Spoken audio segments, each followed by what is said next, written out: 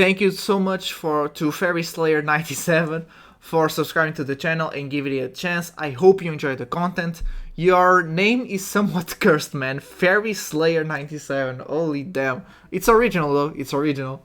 Hello, my name is Dr. Shambles and today we are going to have a simple video of my deck list going into OP10 with Purple Luffy.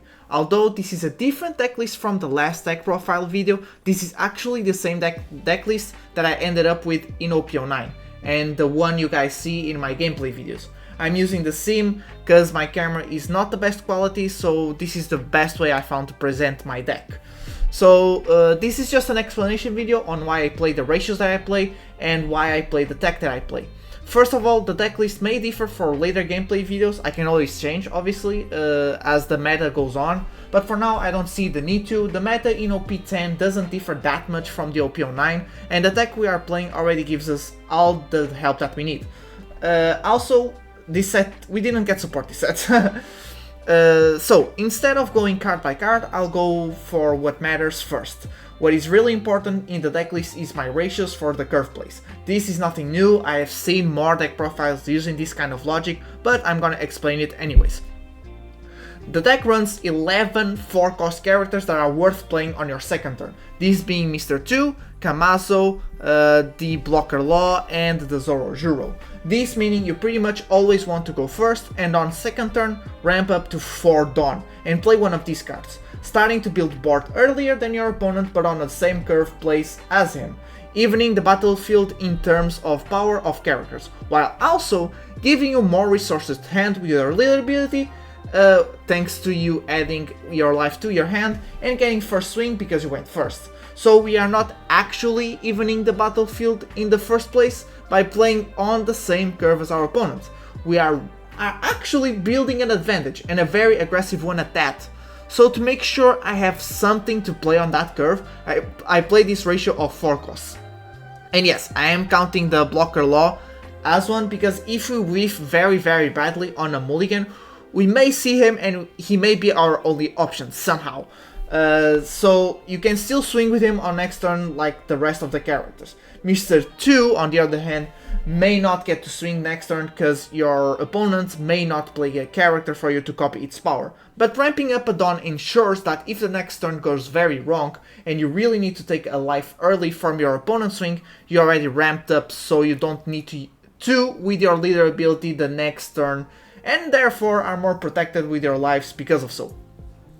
We run 7 7-cost characters that are worth playing on third turn. This is because you want to take advantage of your leader ability again and ramp up once again, with the exception of the Mr. 2 play obviously, giving you more resources to hand, making you play on a curve ahead of your opponent and giving you the opportunity to play the Luffy Taro, the bread and butter of the deck, to make even more board to keep playing aggressive against your opponent.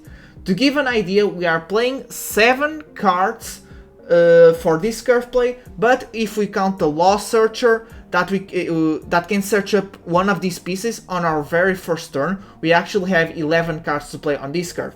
And if we count Zoro Juro, that we may play on second turn to also search up this 7-cost piece, because you play him a turn before, we have once again a ratio of 15 cards.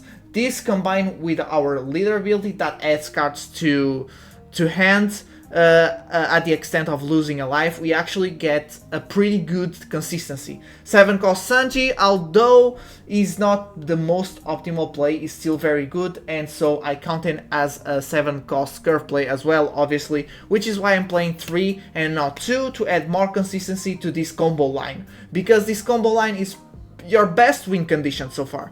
Lastly, about this whole ordeal on going first and building board first and being aggro is also because Luffy does not run removal. You don't have removal effects, maybe if you count Kamazo, but it's a really low one, a 2 cost is nothing really.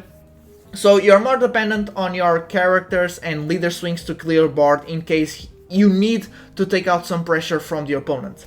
Now, we run 2 Big Moms, 2 9-cost Big Moms and 2 9-cost Rush Luffys. A Big Mom helps you with the Black Yellow Luffy and Don Flamingo. Luffy helps you with everything else. I don't mind either of them because it depends on the situation you are in and what you need in the moment. So for now I'm going to keep the ratios at 2-2, you know, divide it evenly. We have 4 Blocker Kid and 4 Sangaru. Sangaru is our best target to drop with Luffy Taro thanks to his draw on attack ability, but both of these are good when you go second. You want to go first, but losing the dice roll may not give you that luxury, so you can still ramp up on second turn and drop one of these for a stronger character.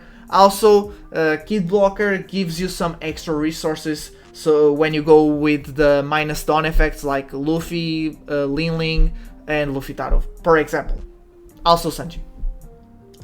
Onami is just a good tech to play with Luffy Taro and cycle hand if that situation calls for it. Also, since you have so much aggression, playing blockers helps you sustain that aggression more easily. This is also the reason I run 2 Robins and not 2 OP10 Usopp's the vanilla character, as I believe we already have more than enough aggression and consistency to our strategy, so Robin helps us keeping up our defenses at a reasonable state. She's also a Luffy Taro target, if you don't have anything else obviously, and if you want to play mid-range against your opponent, for example Blackbeard, which is the thing that I take most advantage of. She's extremely strong as you can drop a 4 cost or 5 cost character, and her, which is a 2 cost on a late game if you need to go wide. The rest is pretty self-explanatory. The only thing I really need to maybe explain is the Gum Gum Giant. Extremely strong defensive tool, also cycles the cards, adds cards to hand, so mandatory at 4. So this was the video. Thank you so much for watching. I hope you have enjoyed. Consider leaving a like and subscribing to the channel, and I will see you all in the next video. Goodbye.